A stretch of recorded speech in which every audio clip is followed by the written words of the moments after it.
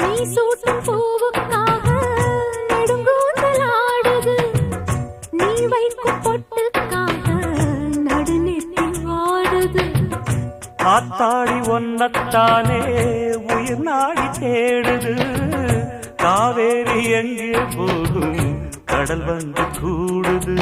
அந்திப் பொழுதில் தென்னங்கிளையில் தென்றல் கூத்தாட, மையை எழுதி மஞ்சள் குருவி கையை கோத்தாட.